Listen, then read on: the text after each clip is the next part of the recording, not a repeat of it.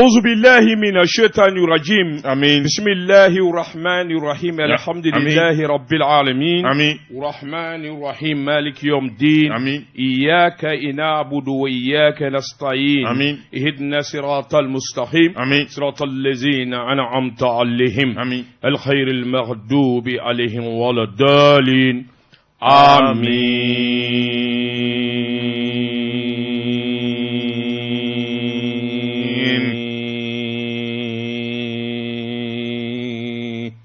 Mon gars. Fouille. Tu as prouvé, oui. Quoi? Que tu as plus de souffle. C'est une technique. Dorate. Technique côté où? Ike meki ike ba fale deka ite min diga chugodon.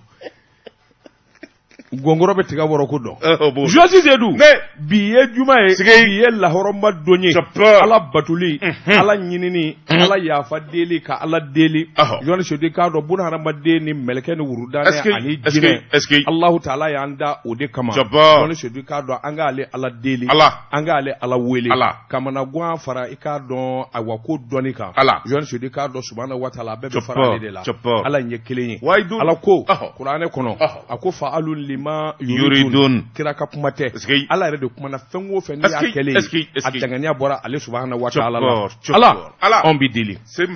ala anw bi deli an minnu bɛ nin jamana in kɔnɔ jamana min don a Mali ala e y'a kanu k'anw ka balo nin jamana in de kɔnɔ k'anw kɛ nin jamana in tigi ye jamana in ka da anw ma ala a diyara an ye ala i k'a dɔn e mana fɛn o fɛn kɛ ala i b'a sɔrɔ kun de b'o la e tɛ foyi kɛ ka da gansan kan subhanahu wa ta'ala wa anw yɛrɛ n'an ka malidenya ye ala anw b'i deli e min fana ni i k'a dɔn nin ba manju ni nin kojugukɛlaw ɲɛsinnen don an ka jamana ma nin gɛlɛya bilen dalen bɛ k'anw ka jamana sɛgɛrɛ subhanahu wa ta'ala e de b'a ta yɔrɔ dɔn a bɛ ban jogo min na e ala de b'o dɔn ala an y'i deli ala gɛlɛya in tɛ i k'a bɔ Mali kan gɛlɛya in tɛ i k'a bɔ malidenw kan ala i k'a dɔn an ka jamana ko suma ala hɛrɛ sɔrɔ an ka jamana kɔnɔ ala o k'i ka alaya kama a kɛ Mahamadu kama sallallahu alaihi wa sallam nabi ɲuman min n'a ka fisa nabiw bɛɛ ye o de ye Mahamadu ye kuranɛ da ale de ma ala an b'i deli a kɛ Maka ni Madinɛ kama a kɛ Kuresiw kama a kɛ kuranɛ lazim kama ala anw y'an dama kasi la anw de bɛ Mali kɔnɔ anw de ye malidenw ye ala n'i ko diɲɛ fɛn o fɛn k'o ka jigin anw kan ala anw jɔnna ma anw de b'o kɔrɔ nka ala a yɛlɛma i k'a kɛ hɛrɛ ye ala a yɛlɛma i k'a kɛ hɛrɛ ye ala Mali yɛlɛma i k'a kɛ jamana duman ye ala Mali bilama nfaama minnu bɛ ɲɛfɛ ala i k'a dɔn yelen minnu ye u kana to su dibi la ala hakili ɲuman di jamanadenw ma jamanaden minnu n'u bɛ se ka hakili ɲuman sɔrɔ ka taasi ɲuman sɔrɔ min b'a to jamana danganiya ani jamana ɲɛtaa bɛ kɛ sababa ye ala an y'o ɲini fɛ ala anw b'a dɔn e de ye mɛlɛkɛ da mɛlɛkɛ 990 u bɛ e de ka baara la ala mɛlɛkɛ 5 i y'olu de sugandi n'i ko tew o y'a sɔrɔ o kɛra ka ban mɛlɛkɛ 5 min ye mɛlɛkɛ 999 ɲɛmaa ye tayiru maayiru abisu mɛlɛkɛ mautu nabila jibrila olu de ka teli wa ninnu ka teli ni ala k'u ma nin kɛ i b'a sɔrɔ o kɛra seconde kelen kɔnɔ ɲɛ kɔmi k'a yɛlɛ u ka teli ni Asimi ka drone kura ninnu ya drone kura u ka teli o ya jɔyɔrɔ b'o la drone jɔyɔrɔ b'o la olu ka teli ko 220 km à l'heure n ko Asimi bɛ ala ka baara de la o ye tiɲɛ maa o maa n'a kɛra faama ye maa o maa ni danganiya dir'a ma ni dalu dir'a ma da la k'a fɔ ala ko de don a ni tiɲɛ fanga y'ala ko ye dɛ n'o tɛ bandaw kun t'a sɔrɔ alors e dun ko cogo di wallahi ala ko min bɛ kɛ m'o f'i ye kuma daminɛ na ala de kumana kuranɛ kɔnɔ fa'alu lima yuridun e de ye malakɛba ye fɛn na fɛn min ni n y'a lajɛ wallahi jabar ala e de jinɛw da jinɛ 999 min ye jinɛ 5 ye ala y'olu de kɛ ɲɛmaa ye jinɛ buna ku sanfɛ abasu jinɛ kabiru jinɛ mutayiru jinɛ samawurusu jinɛ tarafata indi jinɛ Allah bali jinɛ 5 dafara dɛ wuli bali do dɛ est-ce que man ca de kɔlɔsi kɔlɔ Joan Zedou tɛ matini fanye an b'a ɲini ala fɛ ya rabbi ami an b'a ɲini ala fɛ ami anw ka jamana k'a kusuma ami jamana den min bi jamana kɔ kan min bi jamana kɔnɔ ami min ye saa ye a yɛlɛmatɔ don ami hɛrɛ o hɛrɛ ɲɛta o ɲɛta journaliste Seydou ni maliden b'a ɲini maliden jamana kɔ ka jamana kɔnɔ ala k'a di an n'u bɛɛ ma minnu bɛ yen n'u degunnen don a kɛra bana ye o a kɛra hami gɛlɛn o a kɛra baara ye o muso minnu b'a la n'u bi cɛ de ɲini ala yɛrɛ jatigɛ ma u bi cɛ de ɲini ala k'a nɔgɔya u ye Joan Seydou n t'i ɲinɛ dɛ n bɛ segin a kan k'a f'i ye maa ma b'a la i ye san 20 ni kɔ sɔrɔ san 30 i ma cɛ sɔrɔ fayida Joan Seydou n bɛ nin fayida in di ala kama Allah belebele a y'a kulo majɔ dɛ n kana mɔgɔ bɛna fayida di n'a ɲɛna min bolo ni ala y'a ɲɛ min bolo da la k'a fɔ garibu kɛ ne de y'a fayida d'i ma Allah belebele i ka dugawu kɛ a wulibali kɔlɔsi kɔlɔ n'i ma se ka i den tɔgɔ danna i ka dugawu kɛ est-ce que i mamuso a kɛra fa ye o fa sira fɛ o ba sira fɛ mamuso ni min mamuso balolen don a ka musɔrɔ kɔrɔ musɔrɔ min n'a fugufugulen don a ta i k'a fara jɔja fɛ ka dɔ fara la min bɛ se ka i cɛsiri a siri i cɛ la Joan Seydou k'a dɔn o bɛ taa fara yɔrɔ la walima ka tigɛ ka burun ka bɔ i la i ko n'a ye k'i da n'a ye n'a a tolilen mana tigɛ ka bɔ a la o tɛ kɛ abada Joan Seydou ni cɛ m'a fɔ ko woro filɛ karamɔgɔ tɛ bidaya ye Joan Seydou bidaya tɛ fɛn o fɛn b'a la dugukolo sanfɛ an karamɔgɔw ɲininka n'a tɛ diinɛ tiɲɛ n'a tɛ diinɛ kali Joan Seydou k'a dɔn o bɛ se ka fara silamɛya kan Allah kibaru belebele wulibali don dɛ wulibali don kɔlɔsi kɔlɔ nasi b'a la wa ala k'an kunna diya ami a nasi telima nin jiri Joan Seydou k'a dɔn nin lɛtu kɔlɔ in n'i y'o kɛ k'o k'a la o b'a tɔ teliya y'a fɔ a bara n'a sɔrɔ a kan ka dilan kalo 6 a bɛ dilan kalo 2 tabati y'a da ba nasi do wa n t'o f'i ye dɛ Yasin b'a la Joan Seydou ni maa min b'a fɛ o ka teliya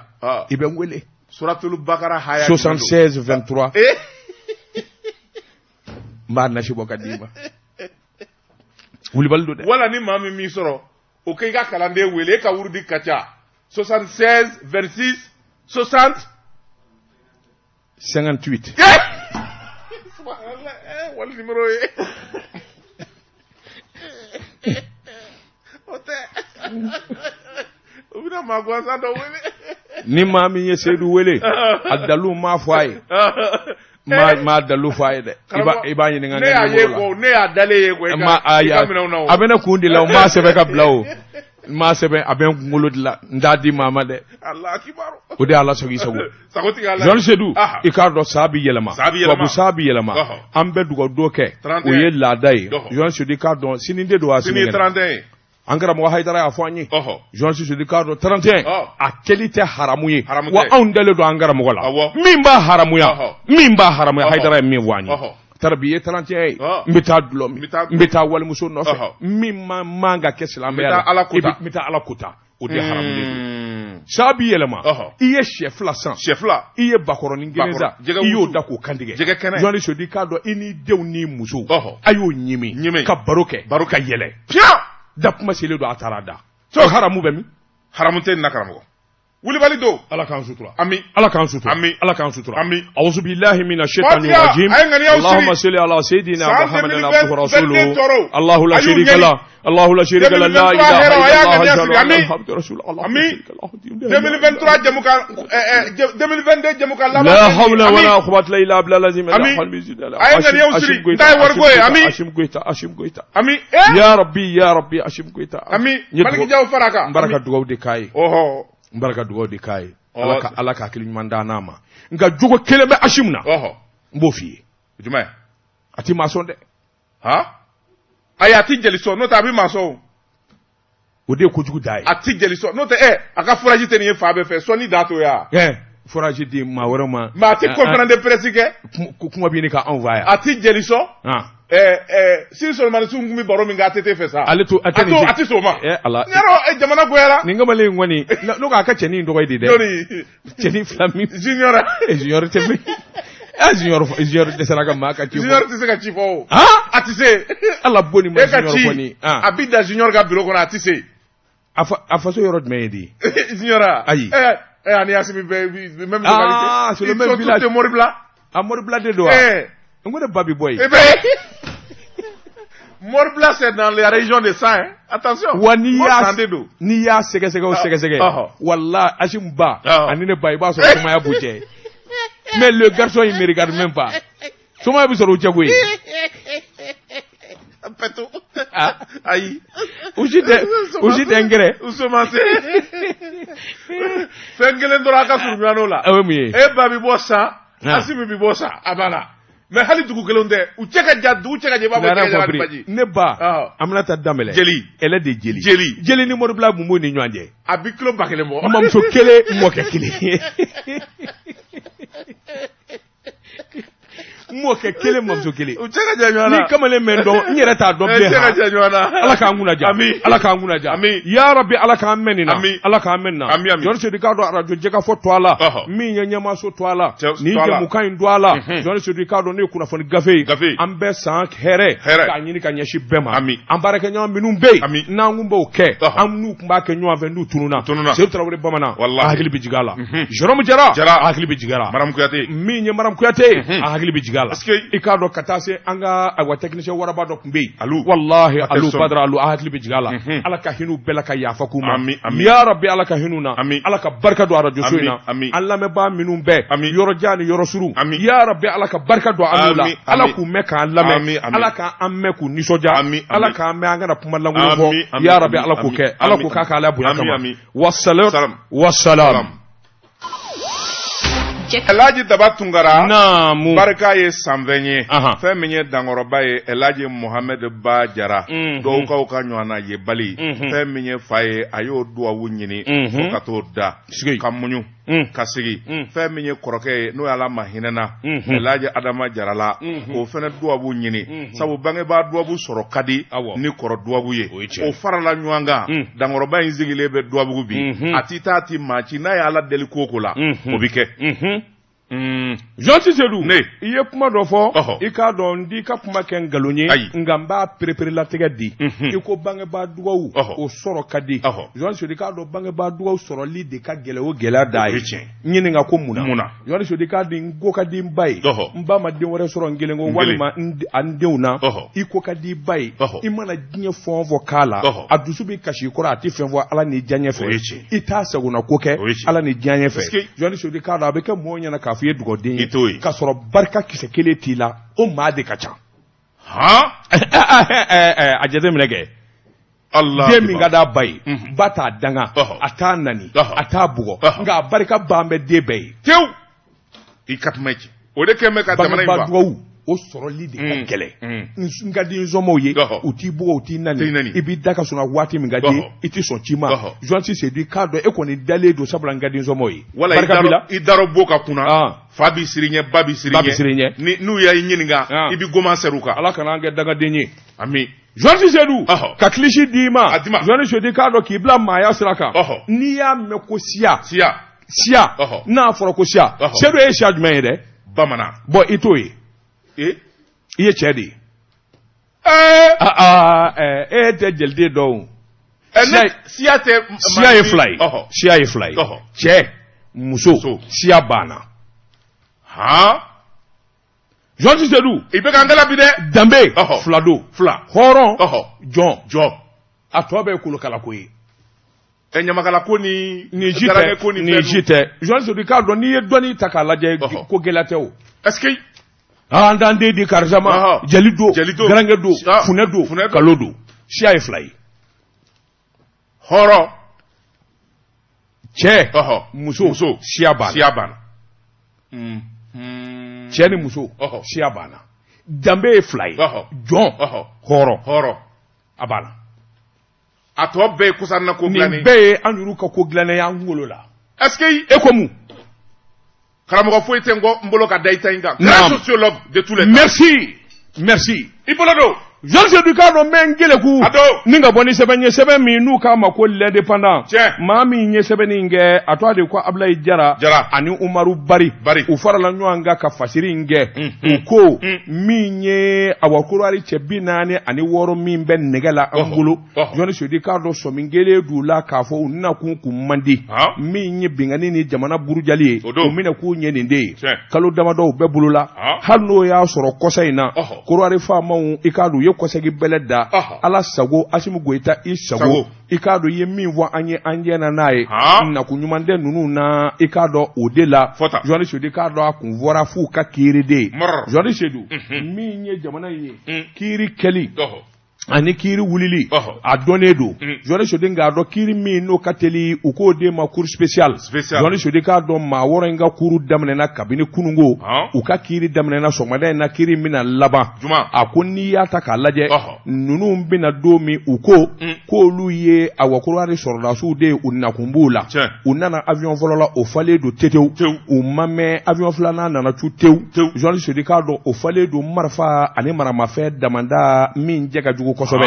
unyini ngara Johnny Sedu ka do unyini ngale uko ayi olu na kunye minye ikadon aywa minye alemonga bulo fara dobe olu jabala be aéroport de la unna kunyo ore ngoloshili Johnny Sedu ka do alemon nyini ngara olu ko anda kalama Nations Unies nyini ngara olu ko anda kalama apuma awdum borame awjoni nga chidenye kuma kunvolola kurare famo yene maseka kuma jelen vokoi Johnny Sedu ka don kabuno ko ngara sa sigana mawdo Johnny Sedu ka don Mali famo yetege daw kan gami min yere nana mani bi kamana gando e sega kalawi o de passeport minun bubulu Johnny Sedu ka don ni bele jire kala damana ngakoi sebele kala ko o na manyuko ana lasago yana aka famo minu nyachi o nyeka sega don sebele kala ko imbarka nana bunya Johnny Sedu ka don aduna mainga mai ka do kuma chama vora malide ni kurwar ni nyanje andu nye jamana kele sabula ambe bi fakele bakele Johnny Sedu na manya kafo odedo opma ta fa nyuma nganyini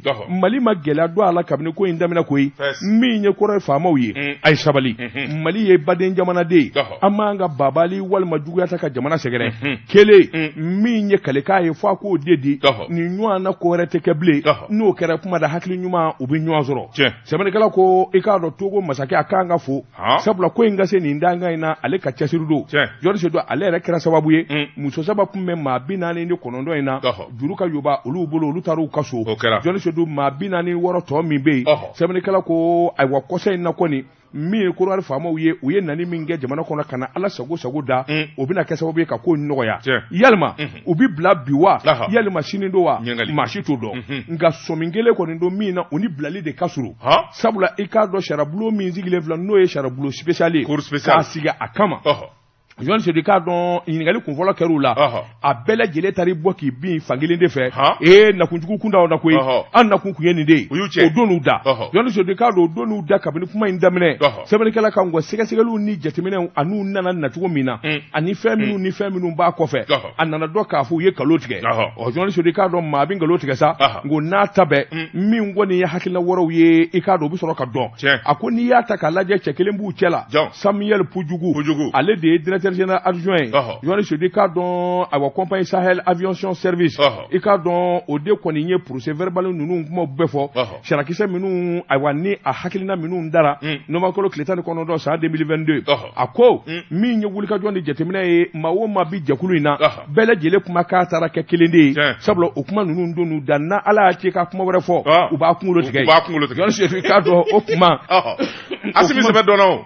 na manya ka foni ngera o kiri ngwani anu ka nyingali to bi kebi Johnny Sedu ka do mashita jabi to do abi sharatu bulu ukubla so mingwenu ngele do mina Johnny Sedu ka do uni bleli de kasuru bi ni minani ukubla ukata 31 chenyi mu fi merci odongo nyeni defi yeni fo non j'ai compris voilà il le faut ni maye jo soroka dans cela là abana dans cela là quand on dit qu'Assim a raison, ou John la sao, ou ma John la sao, aleni abi critique la mo deli. Abana. Uku bla, hal no bi sursi duma. C'est tout. Ukatu kaso, c'est tout. Amo saraw. Mali ani kuroar che. Foka nyeba. Ivoirien bi Mali bunya sa. Non. Depuis Mali kunungo fo bi ubambonya. Ayi. E o be kuma tien. Foka nyeba te. Abina ala nyeda bunya bi Mali ni kuroar. Wala, kabi ala nyeda. Do faraka. Nimi do faraka. ni mina dɔ fara gasi kan voilà bon je soutiens k'u bila merci u ka taa 31 siɲɛ ɲimu ka so mais ni Asim b'u bila n y'a ɲin'a fɛ Ala ni kira kama a kɛ n wele u bilatɔ ka taa u don avion kɔnɔ n bɛ tɛgɛ ɲɛ kelen da u ɲɛ kan commando spécial don c'est des commando spécial u tɛgɛ sirilen u tɛgɛ sirilen ka yala teba ni n'u ye ɲɔgɔn kunbɛn Charles de Gaulle la aéroport Charles de Gaulle la n ka jali tɛgɛ kelen da u ɲɛ kan k'a fɔ mɔrɔ cɛnin i malo la taw mɔrɔ tɛmɛ i ka bɔ yan i bolo don u malo la taw ayiwa n y'a to yen malo la balo da ni ye o ayiwa dabatungana ne bi tɛgɛ don mi bɔ ni sɛbɛn ye an ko min ma indépendant Fasiriba n'o ye Musa Sayo Kamara ye nin y'a ka sɛbɛn ye Musa Sayo Kamara ko fanga dɔ bɛ fanga dɔ ni sanjɛ a ko fɛn min ye an ka cour suprême a baarakɛla maa fila bɛ yen olu kɔni b'a fɛ fɛn min ye baara tɔ ye u bɛ se k'a dabu cogo min na jamana ɲɛmaw olu nana laɲini kɛ n'a ma ɲɛ k'a fɔ magistrat kan ka taa retraite la san 65 ɲinan aw ka san 65 bi dafa nka jamana mago bɛ aw la sabula ko fɛn min ye kiiri ye a ka basigi jamana kɔnɔ o ti sabati fɔ maa minnu bɛ yen n'olu ye maa koloma ye ni jamana dalen b'u la olu ka se k'u jɔyɔrɔ Assimi Goïta a yɛrɛ de y'a laɲini ni maa koloma minnu bɛ cour suprême na olu ka t'u jɔyɔrɔ la fɔ ka taa cɛmancɛ la fanga in ba o tuma n'o bi kɛ fɔ sariya min bɛ kiiritigɛlaw ka ko ɲɛfɔ u k'o de ma statut autonome de la magistrature o ka falen danganiya minnu bɛ magistraw ka baarabila kofɔ an'u ka retraite kofɔ yɛlɛma dɔɔni ka don a la a lajɛ ni maa fila in bɛ se ka tɛmɛ ni baara ye cogo min jamana yɛrɛ ka basigi nɔfɛ ko don sɛbɛnnikɛla ko o hakilina de taara o nana kɛ projet de loi ye o projet de loi taara di CNT maaw ma olu kɔni y'u bolo kɔrɔta maa 128 olu k'u jɛna n'a ye sɛbɛnnikɛla ko fɛn min ye sariya in ye sani Assimi Goïta k'i tɛgɛ i bolonɔ bila a la a ye sariya in da ka taa di kiiriso dɔ ma u k'o de ma cour constitutionnelle o k'a lajɛ nin sariya kura min n'a talen bɛ yala ni Mali sariya sunba yɛrɛ u bi ɲɔgɔn sɔrɔ wa u bi ɲɔgɔn sɔsɔ wa a bɛ se ka bɛn wa sɛbɛnnikɛla ko fɛn min ye cour constitutionnelle ye a membre n'o ye 9 sages ye u taara sigi fɛn min ye loi min ni CNT a voté dɛ u ye loi in kɔkari ka taa bi dugu ma wow bisimilahi tiɲɛni kɛra sɛbɛnnikɛla ko a k'u ko loi in man ɲi fɛn min ye an ka jamana a constitution a b'o sɔsɔ danganiya u y'o fɔ o tuma fɛn min ye loi in ye u b'a lasegin assemblée nationale kɔnɔna na députés ka segin a kan kura ye sɛbɛnnikɛla ko a ko n'i ye assemblée nationale ta k'a lajɛ CNT de ko don CNT maaw taalen bɛ sɛgɛnnafiɲɛ bɔ la o tuma jamana conseil des ministres ye yamaruya min di CNT maaw u ka sɛgɛnnafiɲɛ bɔ waati 2 ni ɲɔgɔn cɛ ni sariya dɔ kan ka ta teliyala jamanakuntigi fɛ sariya taabolo dɔ bɛ u b'a fɔ min ma ordonnance ordonnance bi yamaruya di jamanakuntigi ma a kɛlen a b'i sigi a b'i décret in da a b'a signé wa a bɛ kɛ loi a bɛ boli jamana bɛɛ kan sɛbɛnnikɛla ko a ko fɛn min ye cour constitutionnelle ye u kɛlen ka nin jaabi in bɔ k'a bin k'a fɔ a ka di CNT maaw ma CNT taa mɛ congé la san'u kana o b'a sɔrɔ saya yɛlɛmana fɛn min ye Assimi Goïta ye a ye bigi ta ne de ye jamanakuntigi ye wa jamana constitution a bɛ yamaruya in di a o yɔrɔnin bɛɛ cour constitutionnelle ko loi min man ɲi a y'a sama ka na sigi a nɔ la tuguni miyaŋa kɛ la hawla fanga ka di jango miyaŋa ni fanga an ka taa dogo yi sɛbɛnnikɛla ko a ko fɛn min ye loi in ye a ko a bi kɛ cour constitutionnelle ko a ti kɛ se de bɛ ne ye jamanakuntigi ye wa constitution bi yamaruya di yan wa a bi kɛ awɔ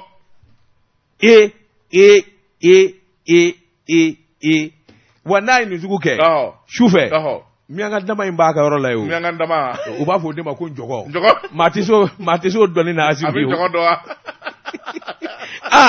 sɛbɛnnikɛla ko Assimi Goïta a yɛrɛ de nana ordonnance ta fɛn min ye ordonnance ye k'a bolonɔ bila k'a fɔ maa fila ye cour constitutionnelle a président ba ani a procureur u kun kan ka baara bila sabula u si sera retraite ye bi u kan ka baara bila sini sɔgɔma a k'u ka tɛmɛ ni baara ye fɔ transition ka ban baara banna kunnafoni filɛ nin ye an ye min zalo ka bɔ indépendant kɔnɔ a ka bi bɔli la kuma ɲɛna o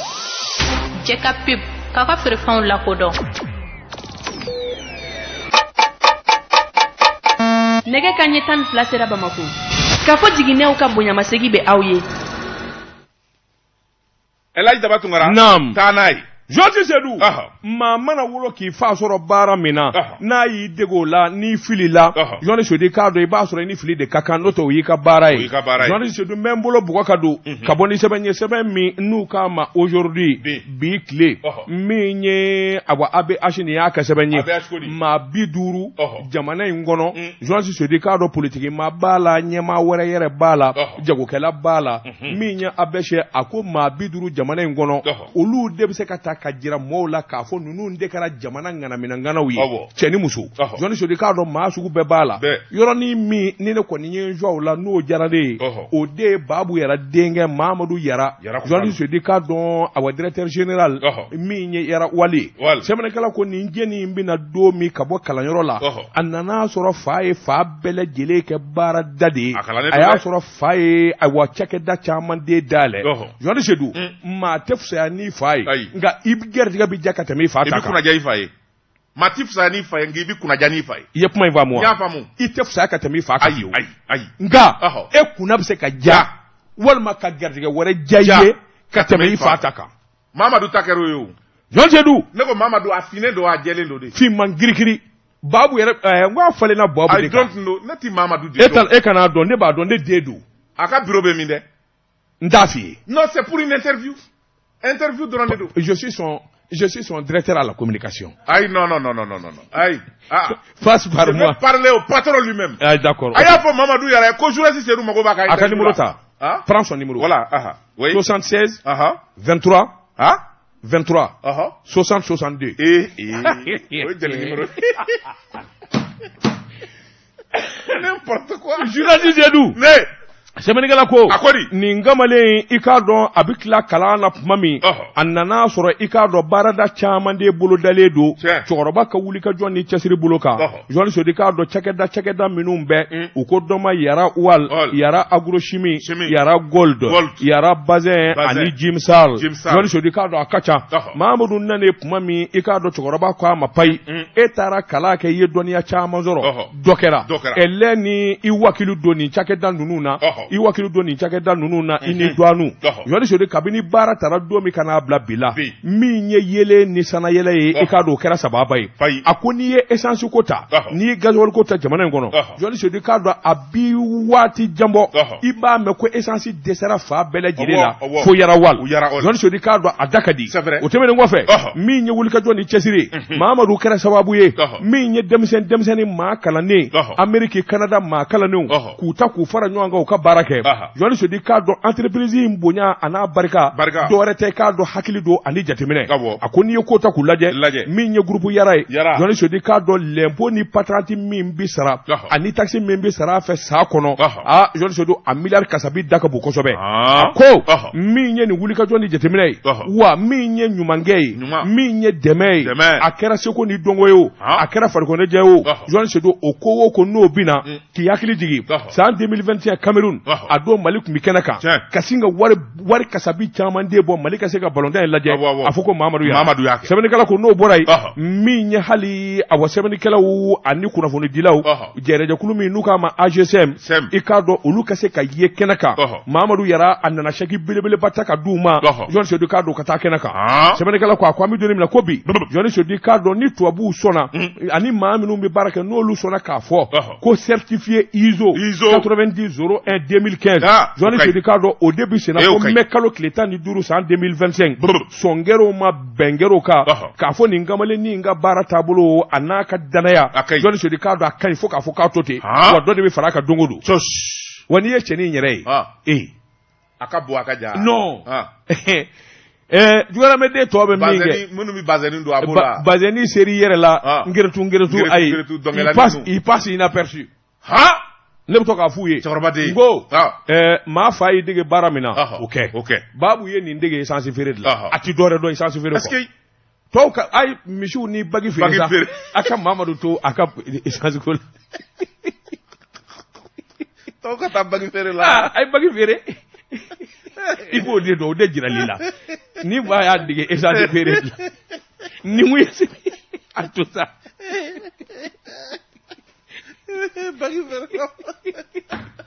i degera baara min na i denmisɛnnin i t'o kɛ i kan k'o ko ni ɲɔgɔn a b'a dɔn mais min ye n diya ka ko la c'est-à-dire a nana entreprise sur yɔrɔ min a y'u pan siɲɛba kelen ni ye. Merci. Et regarde les stations Yara aujourd'hui. Voilà. K'a moderniser, k'a ɲɛ fɔlɔ Mali station ɲumanw de kun ye Shell Total Dɔndaw. Mais aujourd'hui ni station Yara ye u ka station verte ninnu. Ah non. Station Yara. C'est impeccable. Et référence. Somayaf, c'est une référence. Ça, il faut le dire. Petrobama, c'est une référence. Vraiment, aujourd'hui, il faut que Malidon gagne ce Kota. Et on soutient cela. Mais justement. Mais Mamadou to efengle de. Agriculture sénère, yemivo. Agrochimie. Abia. Abala. m'a aidé. Agrochimie. Abola. Abana. Agrochimie. Abana. Yara wal. Agrochimie. Yara golf. Abenbela. Abana. Baranyana. Aka Sénégal. Mais min vie. Nam. Akuna jara ni faye wa garsege jara faye. Amabuka faye de. La temena faye na. Ni na ni babu ye ɲɔgɔn ye a b'a fɔ n ka cɛ a bɛ cogo di i ni ne ko babu ne t'e fa fɛ bilen sa ko ne bɛ n ka cɛ fa fɛ a b'i yɛlɛ babu tɛ se ka tɛmɛ waa mugan kan Mamadu yɔrɔ ka jan n b'a fɔ ko non babu n ko an ye baw fara sa moi je suis du côté de mon fils e ka yɔrɔ in ka ɲi ten i bolo don Mamadu wɔrɔ ne min tɛgɛ don ni bɔnni sɛbɛn ye an ko min ma aujourd'hui Alu Badara Hayidara de sɛbɛnni kɛbaa ye a ko fɛn min ye Mali ye a kunna ka di sabula ŋanaba caman bɛ Mali bolo i bɔra ka Mamadu Yara ta fɔ nka cɛ kelen bɛ farikolo ɲɛnajɛ ani jamana yɛrɛ jɔli hukumu kɔnɔna na diɲɛ bɛɛ lajɛlen wasolen bɛ n'a ye bi o tɔ de ye Bukari Siribe ko a ma kɔlɔ a ko n'i y'a ta k'a lajɛ jamanakuntigi Asimi Goyita yɛrɛ de ye médaille taara disi la o sabu k'a ka faso kanu n'a ka wulikajɔ n'a ka cɛsiri kɔlɔn Bukari Siribe Bukari kɔlɔn président sɛbɛnnikɛla ko n'i y'a jɔlen denmisɛnnin fari nka kamalenkɔrɔ belebele jamaja sanfa dugu fa a cɛ ka ɲi ne ɲɔgɔnna don i kana kɔlɔn ka sara saboter sa e b'i compa e ɲɔgɔnna jumɛn don e m'a fɔ belebele jɛman jamuja il est beau gars mais il n'est pas comme toi tu n'es pas beau malheureusement nam kuma b'i kɔfɛ sɛbɛnnikɛla ko a ko Bukari Siribe kɔlɔ jamanakuntigi yɛrɛ de ye médaille taara disi la u ko min ma médaille du mérite sportif o de ye farikolo ɲɛnajɛ bunakun kan a ye wuli kajɔ min kɛ Mali ye a kɛra sababu ye Mali tɔgɔ ye kɔbaw ni babaw tigɛ a ye jɔyɔrɔba di Mali ma sɛbɛnnikɛla ko a ko n'i y'a ta k'a lajɛ fɛn min ye Mali farikolo ɲɛnajɛ ye maa minnu bɛ n'u jɔyɔrɔ ye ngolo fa sɛbɛnnikɛla ko jamanakuntigi yɛrɛ maa min d'a tɔgɔ ma cɔ o de ye Bukari Siribe ni bɛɛ lajɛlen ko a ma kɔlɔ Sɛbɛnnikɛla ko a ye baara min kɛ n'i y'a mɛn tubabukan na qualité exceptionnelle des travaux bons et loyaux services rendus vous avez sémé des graines de dévouement de patriotisme et du professionnalisme o de fɔra a ma a kuma Asimu bi ne k'a barama non c'est ça tubabukan tɔ bɛ o kadiri mɔgɔw bɛ min na jamana kɔnɔ c'est ça nam ces graines puissent germer et éclore la contagion patriotique nécessaire à l'édification des Mali forts et prospères d'une nation de la citoyenneté. Bon, c'est que tu sais pas. Quand Kola finissait ses études en Europe, il est sorti major de sa promotion. Avec émotion du jury. Mais je connais Kola. Tu le connais pas? Il n'est pas du Wasolo. Il faut ça. Nakariya kuma ninnu dabila. Nakariya kuma tɛ sa. I nana animation na kunungo. E bɛ se ka e bɛ kɔlɔn. Non, mais je te dis que je connais Kɔlɔn. Mburange do. Ça, il y a une porte pour toi, tu vas rentrer. Mais seulement, va doucement. An bɛ da wa o, da bɛ yɛlɛ i bɛ don. Tu vas rentrer. E bɛ ka ne yɔrɔ janya maa ɲumanw bɛɛ la. Kɔlɔn ɲuman ko maa sɛbɛ. I bɛ don.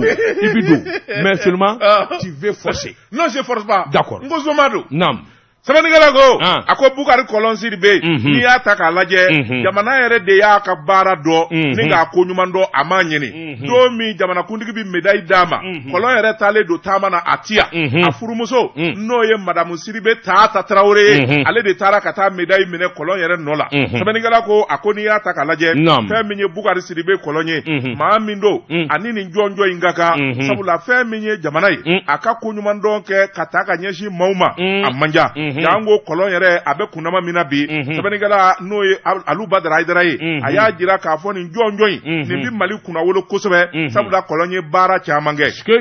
sɛbɛnnikɛla ko a ko n'i y'a ta k'a lajɛ kɔlɔn fɛn min ye farikolo ɲɛnajɛ ye a ka baara t'o dama ye sabula a ye wulikajɔ camanba den de kɛ jamana in ye a kalannenba don nka ka farikolo ɲɛnajɛ kanu a ka baara kɛrɛfɛ ka gulɔki bɔ k'a da Mali tɔgɔ ka kɔbaw ni babaw tigɛ kɔlɔn a y'o kɛ sɛbɛnnikɛla ko Bukari Sidibe kɔlɔn ko bɛ se ka goya i ye nka k'a fɔ farikolo ɲɛnajɛ bunna a kun kan kɔlɔn ma Mali bɔ dingɛ kɔnɔ sɛbɛnnikɛla ko n'i y'o fɔ i ye nkalon tigɛ a ko n'i y'a ta k'a lajɛ fɛn min ye Bukari Sidibe kɔlɔn ye a ko stade malien de Bamako a y'o président kɛ club olympique o wulikajɔ n'o baaraw a y'o bɛɛ lajɛlen kɛ sɛbɛnnikɛla ko fɛn min ye confédération africaine football CAF décembre kalo tile 5 san 2009 fɛn min ye Mali ye coupe min da a kɛra ni kɔlɔn ka wulikajɔ n'a ka cɛsiri de coupe CAF 2009. La première coupe intercontinentale remportée par un club malien. Le Stade malien de Bamako. Oui. Wa kabina kɛra don min fɔ bi fadengardiw u bɔra k'u sen don k'u bolo foyi.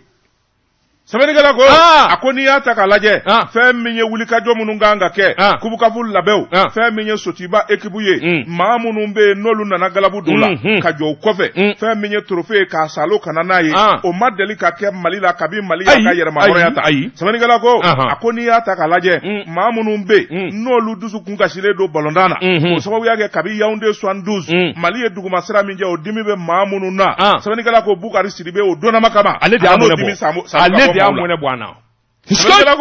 A ko n'i y'a ta k'a lajɛ Stade malien o nana d'a ma san 2010 ka taa bila san 2016 la coupe du Mali coupe wɛrɛw fɛn min ye farafinna gu kan a bɛɛ lajɛlen salo la ka n'a bila stade yɛrɛ a ka fɛnkɔrɔ mara yɔrɔw la n'i donna Stade malien a ka trophée bila yɔrɔ la i sen da yɔrɔ tɛ ko a ko n'i y'a ta k'a lajɛ fɛn min ye Bukari Sidibe kɔlɔn ye a fɔra wulikajɔ ni baara minnu na o nana kɛ sababu ye fédération malienne de football o premier vice président a y'o kɛ fɛn min ye Amadou Kolado Cissé tile la u nana laban tuguni Baba Jara o tile la 2013-2016 a ye wulikajɔw kɛ o kɛrɛfɛ Bukari Sidibe kɔlɔn a tor'o de la jamanakuntigi kɔrɔ n'o ye Ala ma hinɛna Ibrahim Boubacar Keita la maa dɔw de y'a fɔ a ye n'i b'a fɛ Mali ka wasa sɔrɔ Arabi Saoudite jamana kan maa kelen ne bɛ arabu dalen bɛ maa min na a n'a ka tileniya o ye Bukari Sidibe kɔlɔn ye nka a bɛ farikolo ɲɛnajɛ de la i bɛ ka taara nɔfɛ k'a kɛ ambassadeur ye o de la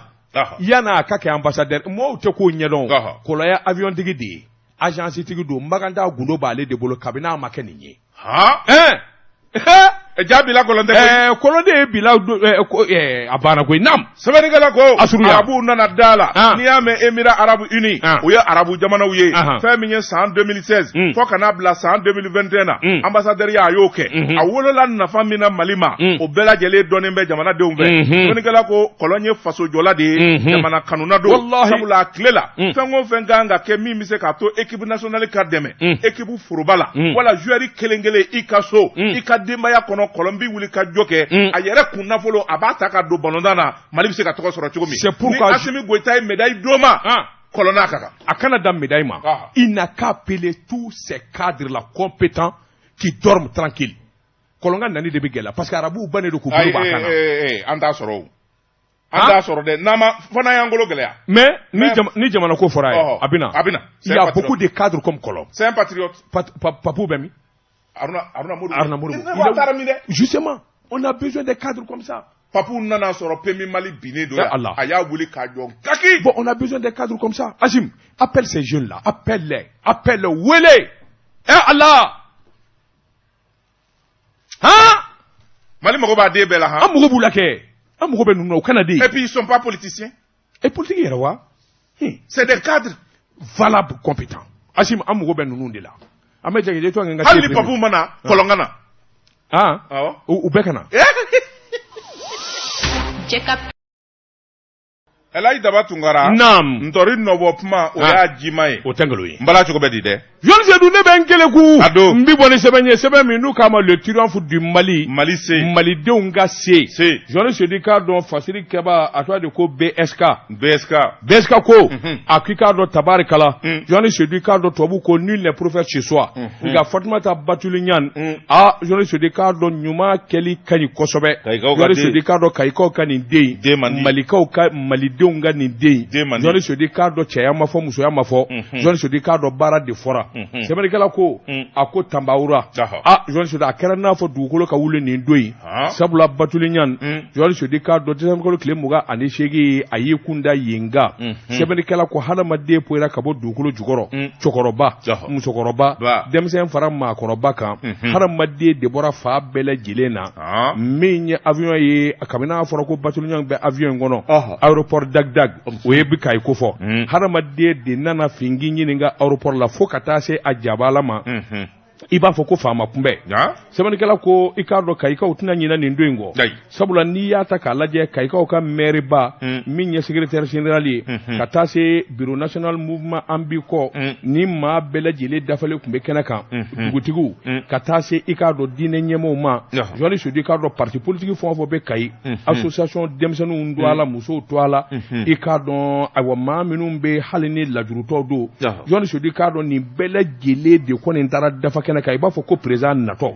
sɛbɛnnikɛla ko kuma min ayiwa Batuliɲan n'a kun bɔra hadamaden n'i y'u girindɔ ye Fatumata Batuliɲan kɔni i k'a dɔn kabako don maa si t'a dɔn ni muso in yɛrɛ kɔni i k'a dɔn ayiwa ala kama maa don sabula maa o maa i bɛ ɲuman kɛ jɔnni sodi i ka da la k'a fɔ min ye wulikajɔ de jateminɛ ye mɔgɔ b'a dɔn i ye janko Mali kɔnɔ Fatumata Batuliɲan a ma se ka tɛmɛ fo a ka don mobili dɔ kɔnɔ ka wuli ka jɔ ni hadamaden yaratɔ a nɔfɛ n'a y'i bila yen fɛ a bɛ maanifi tigɛ 100 dɔrɔmɛ n'a y'i bila yen fɛ a bɛ maanifi tigɛ 2000 dɔrɔmɛ jɔnni sodi k'a dɔn nin kɔni kɛra kabakoba de Kayi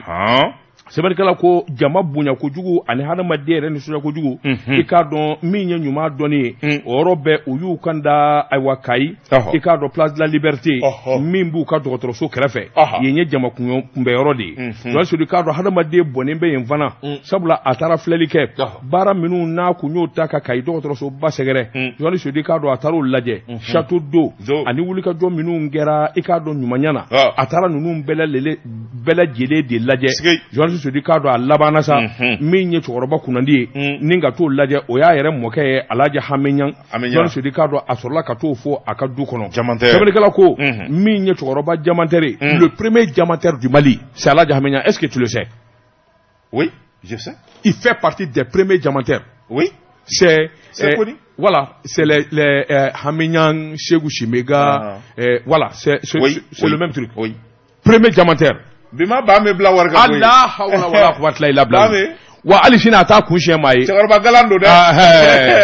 Jɔnni Sedu Bahame ko a ko jɔngala fɔ ala kun ka nin kɛ Kayikaw ye min ye den ye min kɔni n'a bɛna ni i ka dɔn makama ni ɲɛtaa ye ale bɛ dugawu de kɛ Jɔnni Sedu ala ka nin ɲɔgɔnna caya jamana kɔnɔ a ko o wulikajɔ bolo kan ani jateminɛ minisiri kɔrɔ dɔ fana tun bɛ kɛnɛ kan Jɔnni Sedu k'a dɔn n'o ye Hamiɲan denkɛ fɔlɔ ye Amadu Ɲang FIBA président a y'a kanu nin ka k'a ɲɛna Jɔnni Sodi k'a dɔn awɔ dugawu ni awɔ kuma ɲumanw dɛmɛnen kɔfɛ min ye awɔ Batuliɲan mɔɔw nana a ye k'a fɔ jamana in fitina yelen bɛɛ lajɛlen tun b'a nɔfɛ Kayi ta in na Jɔnni Sodi k'a dɔn dɔnkilidalabaw min ye olu bɛna taa concert caman kɛ Kayikaw fɛ yen sa Sidikiba Jabatɛ Iba Wan Gaspi Seydou She Malake oui Malake Seydou She b'a la Seydou She mina ni o ne tɛ ninnu dɔ ko tɔgɔ fɔ ka taa Santiago hop ani Charles Arbi Hama Gise a tɛna kɛ nin Mamadou Sa Mamadou SA jumɛn o ko Mamadou SA dɛ a kalan ka ɲɛ sa Mamadou SA Mamadou Sa oui o de don Mamadou Sa oui Jɔnni Sedu i k'a dɔn a maa ka ca Binsi sira Binsi o tɛ yen fɛn kelen dɔrɔn de ye Batuli jɛ a ma taa n'anw ye ça c'est une erreur de communication oui une très grande erreur de communication Batuli ka communication ma ɲi an bɛna a dɛmɛ k'a dilan an b'a dilan oui jɔn de b'a ka communication na maa cɔrilen baw tɛ o non ça il faut pas dire u bɛ se ka ɲinɛ anw kɔ cogo jumɛn mais oui quand même ka ɲinɛ Daba kɔ ka ɲinɛ Seydou kɔ ka ɲinɛ Jekafɔ kɔ ka ɲinɛ radio so sɛbɛw kɔ Bawule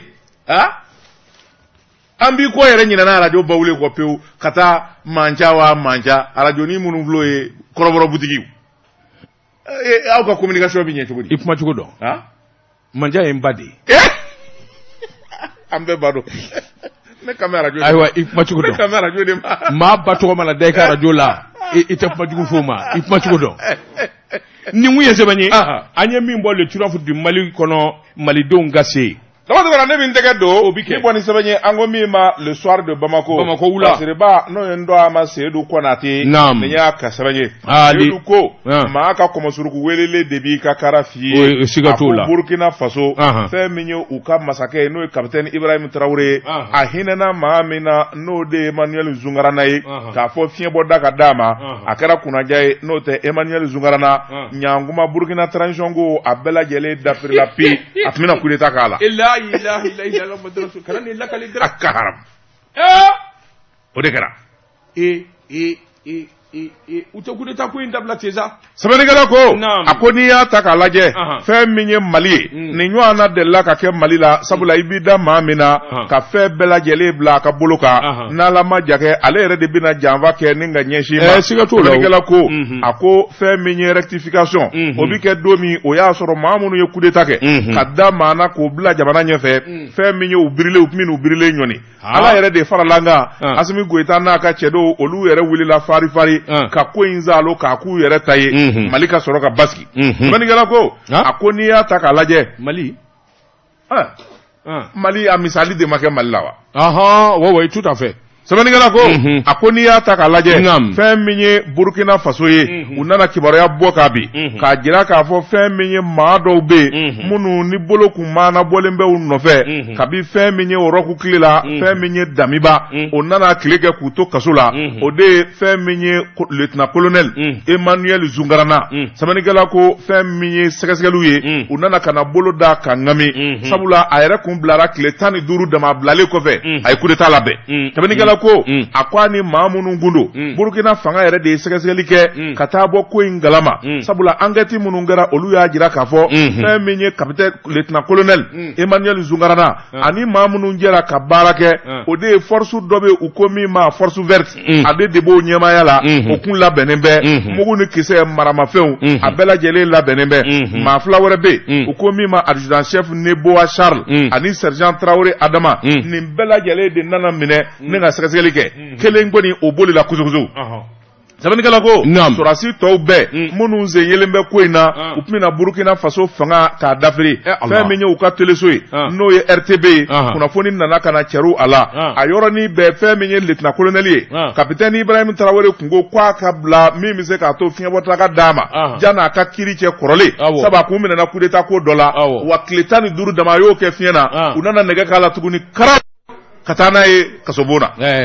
sɛbɛnnikɛla ko a ko n'i y'a ta k'a lajɛ nin kɔni kɛra kunnajabaden ye sabula min kun labɛnnen bɛ o de ye fɛn min ye capitaine yɛrɛ ye n'o ye Ibrahim Traoré Burkina faama k'a nikɛnɛ yɛrɛ de karaba min bɛ se k'a to fɛn min ye fanga ye Zungarana a ka fanga ta wa ni Zungarana ye fanga ta ani maa minnu bɛ jɛ la o de ye Blaise Compaoré ani fɛn min ye Faransi fanga ye u tun bɛna fanga segin a cogoya kɔrɔ la tuguni Faransi ma o tɛ ɲɛ nin ye an ye min zalo ka bɔ le soir de Bamako kɔnɔ a ka bi bɔli la Joël Seydou waati n'a ka waati ma se bita an b'a bila min ye 31 n'ale sera mɔgɔw bɛ girin ko sɛ Joël Seydou k'a dɔn ayiwa min ye nin ferme in ye sɛ 50,000 o bilalen bɛ mɔgɔw ka bolo kan n kɔnɔ bani ni mɔgɔ bɛ sɛ la wuli ka taa nin ma ka misiri kɛrɛfɛ ngolon na n'o tɛ weleli kɛ 76 numéro ta 76 68 68 88 88 82